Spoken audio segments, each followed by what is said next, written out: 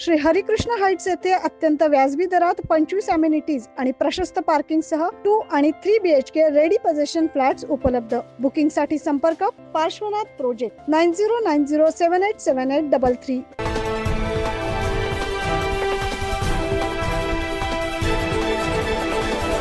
नांदगाव तालुक्यात भीषण पाणी टंचाई भेडसावते।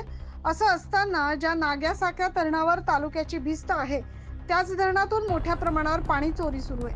दुष्काळी भागाला सध्या मृत साठ्यातून पाणी पुरवठा केला जात असल्याचा धक्कादायक प्रकार उघडकीस आलाय। जरी परिस्थिती आज आहे तर भविष्यात उन्हाळ्यात काय परिस्थिती निर्माण होईल याकडे शासनाने लक्ष देण्याची गरज आहे, अशी मागणी सर्वसामान्य जनतेकडून करण्यात येते।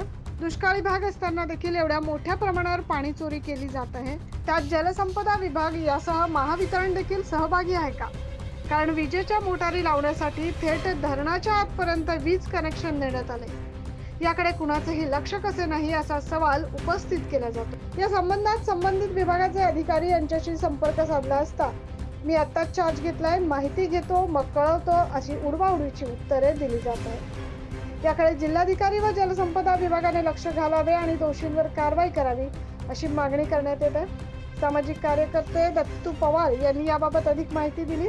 आमच्या नागासागर धरणाचं पाणी तळ गाठलेलं आहे। आता शेतकरी वर्ग हा शेती पिकासाठी वापरतोय, त्याच्यावर प्रशासनाने नियंत्रण ठेवून तात्काळ ते बंद करावं, कारण की पूर्ण तळ गाठल्यामुळे पिण्याचा पाण्याचा पुरेसा होणार नाही। 6 महिने जायचे, अजून 6 महिन्यामध्ये जर पाणी नाही पडला तर भीषण परिस्थिती होईल। नांदगाव तालुक्यात दुष्काळी स्थितीत अशा घटना घडत असतील तर याचे दाहक परिणाम भविष्यात होणार आहे, त्यामुळे प्रशासनाने यावर तात्काळ कारवाई करणे गरजेचे आहे। 9 न्यूज महाराष्ट्रासाठी नांदगाव येथून प्रतिनिधी अनिल धामणे।